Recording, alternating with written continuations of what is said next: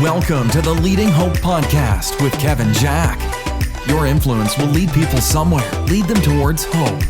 Everyone has 20 minutes to learn to become a better leader. Make it count. Welcome to Leading Hope with Kevin Jack. I'm your host, VJ Williams, here with my friend and pastor. That's too fast. Slow it down. Slow it down. Slow it down a little. All right. Okay. With my friend and pastor, Kevin Jack. Thank you for. All right. Too fast. All right. Too fast. All right. Welcome to Leading Hope with Kevin Jack. I'm your host, VJ Williams, here with my friend and pastor, Kevin Jack. Thank you. Don't stop. Thank you. Thank you for joining us and taking time out of your day to become a better leader. We will release a new episode every Wednesday, so we'd love for you to subscribe, share on social media, and bring others along with you on this journey of becoming a better leader. Is that good? Oh, that's good, man. That's Tell good. them what we're talking about. Visit leadinghope.online to get updates and find out more about the Leading Hope community. It's taking you so long to get to the theme. Get to the theme. If you haven't figured it out yet, episode 18 is criticism goals. Criticism goals. We are talking about criticism. This is going to be exciting, Kevin. Let's see what you got. I just thought it was best to start this new monthly theme on criticism by being as critical as we possibly could. So maybe we just, instead of hashtag criticism goals, we just go, hey, let's just be passive aggressive this whole episode. Let's just be as passive aggressive as we possibly can and mock each other and post on social media about each other, subtweeting the entire time. Perfect. No, we're not going to do that. Say, hey, I want to jump in. So over this next month, we're going to talk about criticism. We're going to talk about the criticism that we receive. We're going to talk about how to handle the criticism that we receive. We're going to look at how we function in terms of giving criticism to others. And this is how I want to start with this episode 18, this first episode on this series on criticism, is I want to talk about what is our goal within criticism, which is something that no one actually seems to think about, that you're going to get criticism in your life. You are absolutely going to deal with criticism. Some of it's going to be direct. Some of it's going to be through confrontation of people who come right to you and tell you what they think about something, what they feel about something, something that you did wrong. Some of it's going to be anonymous. Some of it's going to be through, whether you're in a business, a church, anything like that, through reviews that you receive. Some of it is going to be the things that you hear people say behind your back. Some of it, you may just even be lucky enough to be in a field that gives you anonymous letters like mine. We all love anonymous letters. Some of it's going to be from unlikely sources. I want to share just a ridiculous story that happened recently. This should be fun. Yeah, so my wife, Bethany, it kills me. She's out with my two youngest, Molly and Parker, and I forget what the actual circumstance of the scenario was, but she told Parker to do something, and Parker looked back at her and said, Parker is 3, looked back at her and said, "You're bad at your job," which is like, for the 3-year-old to look at his mom, whose primary role is to raise him and nurture him, and to say, "You're bad at your job," was almost too much. And I told my wife, I was like, man, when he's saying that and that is your job, he may be a little right within that context. That was a joke. She took it well, just to be clear. That's funny. She took it well. Love it. And so so we start here. You're going to receive criticism. What's your goal? What are you attempting to do when it comes to criticism? And I just want to make a little shift in this first episode. And in the next 3, we're going to give you practical tools and stuff like that for dealing with criticism. But I just want to make a subtle shift in how you think about criticism that I think could make a massive impact. And that's this. For most of us, our goal is to avoid criticism. Like, that's what we said. Like, we want to avoid criticism at all costs. We don't want to hear feedback from anyone. We don't want to hear a rebuke from anyone. We don't want to hear anyone to tell us how we can do things better. And what if we just said this? What if our goal isn't to avoid criticism? What if our goal is to grow? What if we decided in advance that when we were going to receive criticism, we were going to see it as, hey, I have a chance to grow. And I know, like, on the surface, that sounds so simple. When I say it like that, you go, well, yeah, that That makes sense. That makes sense that the goal of criticism isn't to avoid it. The goal of criticism is to grow. But we don't actually functionally do that. Like, that's not how we live our lives. We live our lives in such a way that we're not going to disturb the peace, or we're going to have no problem disturbing the status quo within the moment, but we're going to insulate ourselves from any opposing voices or opposing viewpoints. We live our lives in echo chambers of people who simply tell us what we're doing well. And we said, no, like, you're going to receive criticism. If you shut yourself off from criticism, you're shut off from the feedback that propels you forward. And you can't afford that. You have too much that you need to do in your life, too much important that is placed upon you for you to shut yourself off from feedback. And so you can't just seek to avoid it. You have to seek to grow. So let me give you two examples in my life. So one of them is I had a couple years ago, had a guy in our church. I was newly into my pastorate at Be Hope Church.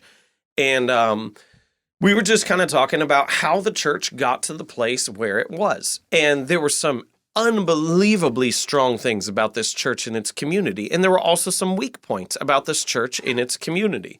And so I was going through, and what I thought I was doing on my end was meant to be for clarity of thinking, and going through and simply going, hey, here's where we're strong, here's where we're weak, here's where we've been great in the past, and here's the opportunity for our greatness in the future.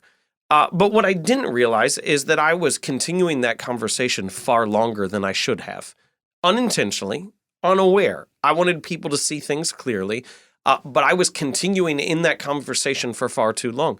And so I had someone who I really trusted, and he come to me, he goes, I've got feedback for you. Do you want it in writing or in person? Which is a heck of a way to start. I got feedback for you. How would you like it? And so I said, oh, in person. Like, I would always rather take that in person, face to face, than any other time. And so they sat down, they met with me, and what they said was really simple. They said, hey, that's the past. There's some great things in the past. There's also some problems in the past. I'm focused on the future. I don't want to hear you talk about the past again. I want to hear you talk about where we're headed. That for me was massively helpful. Like, that for me, in a moment, he gave me a perspective that I could have never had on my own. And the thing is, I had the opportunity. Like, he said, I've got feedback for you. Would you like it in writing or in meeting? I could have said, how about not at all? But that's not my goal. My goal is to grow. I also, not that long ago, it was a couple months ago, I was preaching on a Sunday morning and wasn't engaging people in the text how I wanted to. And so I had a guy from our church who's not a public speaker, has no background in public speaking, has no continuous practice in public speaking, come up to me afterwards. And he said, I think you could engage people far better if you would pause. Now, if you're a regular listener on the podcast, you know pauses are not my strong point. Like, I got stuff I want us to get to, and the pauses just cramp that up. And he goes, you're speaking and giving content at a rate that we can't digest it. And so you need to learn when it is significant. If you say it and keep going, it can never settle. Now, here we go. I have someone who's not an expert in communication in any way, who has no extended experience in public speaking, telling me, who has spoken multiple times a week in front of a crowd of people for a decade and a half now, but his feedback meant the world. His criticism of my delivery gave me an opportunity to grow. Now, those are just two examples. I give you a ton of other examples about skill, competency, and character in which I've received criticism that we don't need to go into the depths of today. And the piece on all of it is, if I would have insulated myself from that, I wouldn't have gotten better. And my tendency will be to insulate myself from that if every time I think of the word criticism, I think avoid. If I think criticism and I think hide, run away, move away from them, I lose the opportunity to grow. So here's what we're seeking to cultivate and what we're going to try to put in practice over the next 3 weeks when we give you some tangible help in terms of what this looks like and some processes and behaviors in your life.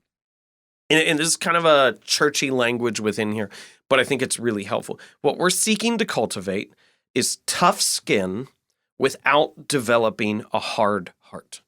We are looking for a way to handle criticism that is healthy, that doesn't lead into cynicism.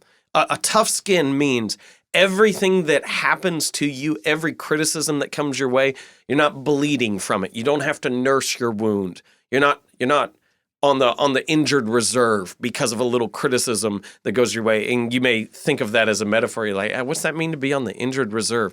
It means someone gives you criticism and you spend the next 4 days talking to all your friends about the criticism that you received. It means you spend the next 60 minutes caught up in your head having an imaginary conversation about what you should have told them and what they need to receive criticism on themselves. That's what it means. And so to have tough skin means every time you receive criticism, it doesn't sideline you. You can handle it. But not having a hard heart means that you're not so closed off to criticism that you can't grow. And it also means that you don't become cynical from the criticism that you receive. Now, let me talk to one group in particular, and then Vij, I'm going to send it to you and see what all you got within this. Pastors. And I know we have people from all different walks and all different professions and all different groups who listen to that, and I am thrilled for that. But for the pastors who are listening, sometimes we're the worst at this. And I get it, because what we do in ministry so personally, and that's a good thing. But we lose our ability to grow when we become closed off. And sometimes we've received so much criticism over the years without knowing how to handle it that we're far more cynical than the people that we lead. And that's a really, really dangerous position to be in. When you're not more optimistic about the world than the people that you lead, you shouldn't be in the position of leadership. Like, if you're cynical, you see the world at its worst and you have no future reality that you can lead people to. So let's at least settle within this for today. I'm going to receive criticism. People are going to be critical of me. My goal is to grow. If I avoid, I don't get better. My goal is to grow from the criticism that I receive. Excellent. Excellent. Love. Do you want to be critical of it? Because I picked apart your opening. No, so. I'm not gonna do that yet. I will reserve my feedback for you shortly. Got it. However, I do want to stick with the thing. So when we talk about criticism, and when I knew this subject was coming up, I actually asked a couple questions to you before, and we usually don't do that. But the reason is I think some of us, when we think criticism, it's simply judging. Yeah. It's simply criticism and judging are the same. And, that can become a dicey subject sometimes. And so for a leader listening, what would you say to them to change the way they view criticism? The criticism they receive or the criticism that they give? Both. I think both of it. Okay. So I would say... more than they receive. Okay. From that line. So not all criticism comes from the same intention. So in Proverbs, they talk about like wounds from a friend can be trusted. Like if you get hurt, but the person cares about you, you can trust that was what was for your best. Like, and it's one of those things, my goodness, the same blade that's a scalpel can also be a knife. Yeah. And there's a big difference between a scalpel and a knife within there. Is that also a proverb? Well, I don't think it's from Proverbs. Okay. It's a proverb, but it's not from Proverbs. It's not from that first one was really good. I like that. Yeah, well, the Bible, man, I tell you. I know. Why that thing's been around for years. They got it going on. Yeah, it's legit. But I guess this is kind of where I settle within it to go, man, if I'm getting criticism from someone who I know cares about me, I'm going to take it far more seriously. Yeah. And I'm not gonna brush it off like I may have the tendency to for someone else. At the end of the day, I'm going to evaluate the criticism on the basis of the criticism itself and not spend my first intention evaluating the person. Does that make sense? Oh, yeah, so absolutely. So go like you may come from a bad place and you may have a cynical outlook and you may not like me, but your criticism may be the very thing I need to hear. Yeah. So I'm going to hear the criticism first, and then if my tendency is to discard it, I'm going to think through what's your intention in this. That's awesome. The other thing that just came to mind is, well, you talked about, and I love where you're leading this, which was we were talking about redefining criticism as feedback, as a way to grow, a way to get better. That's the goal of it, right? That's criticism goal. Talk more about the redefining criticism as feedback from a mindset. So this will ask another question if this doesn't directly answer your question. But I am more afraid of not getting better than being hurt. I'm not scared of somebody hurting my feelings. I'm not, some people would say I have no feelings, but I don't need to hear that criticism within that. But that's my ultimate piece within there of going like I would hate later in life to view that I had untapped potential that did not make an impact for the kingdom because my own ego got in the way. Yeah. That's my biggest fear. Yeah. And so within that frames it's interesting. Our purpose drives us, but so does our fear. Yeah. And so that fear within there keeps me on the edge of my seat within every criticism because I am looking to get better. And I know so we have this adage that is, it sounds ridiculous, but it's, you don't see your blind spots. Yeah. Well, duh, that's why they're called blind spots. Right. But you have to acknowledge that. I don't see my blind spots. That means I have blind spots and I don't see them. And so I need other people to point that out for me. And those people won't necessarily be the people who I want to point out my blind spots, but they're still the people who I need to point out my blind spots. I think that's an excellent point that, of course, sometimes criticism hurts, but wouldn't it hurt way more if you never reached what you were supposed to reach? Which is, I just settle in this, why do we get those values so off? Yeah. Why would we far rather resist being hurt in the moment which would thwart our long-term potential than to take the pain right now for a second and be better in the long run? Yeah, it's the whole short-term goal thing. It's like, I'd rather feel good now than feel good for a long period of time later. Yeah. At the end of the day, we would all eat the marshmallow right away, then get 2 marshmallows 5 minutes later. That's pretty much what it is. That's great. So maybe we switch the title of this podcast episode instead of hashtag criticism goals, just 2 marshmallows? Just 2 marshmallows. Just wait 5 minutes. Yeah. You'll be fine. Yeah, and take what's being given. Yeah, unless if you hate marshmallows, then just... we call it 2 M&Ms. Which that would be weird if there were 2 M&M wrappers. Anyway, we're off topic here. So the last question I have is: you mentioned pastors, which, or we could even put this in people of influence, right? Okay.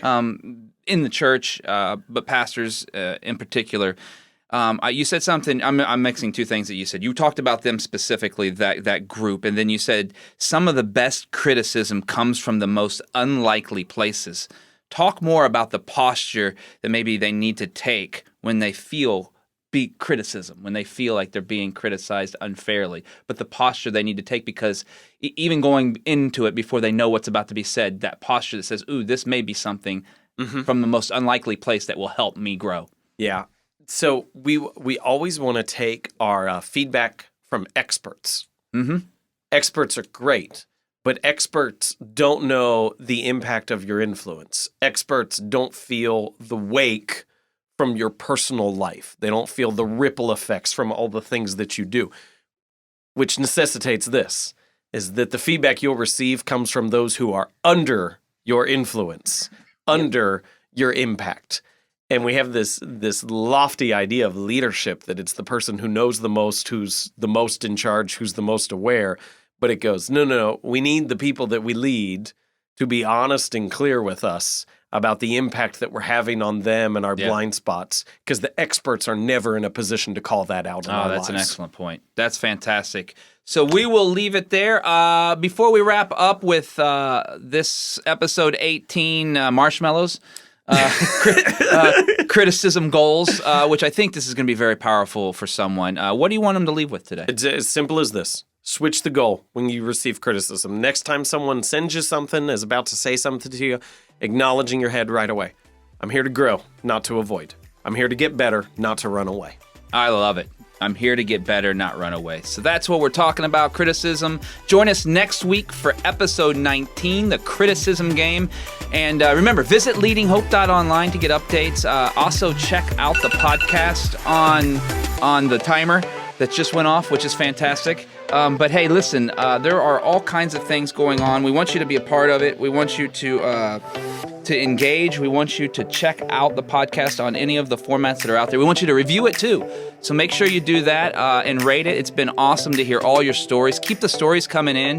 You can actually send those stories through the website at leadinghope.online. If you haven't been able to contact us or can't find a way, we'd love to hear your story from how this is helping you. And remember, everyone has 20 minutes to learn to become a better leader. Make it count.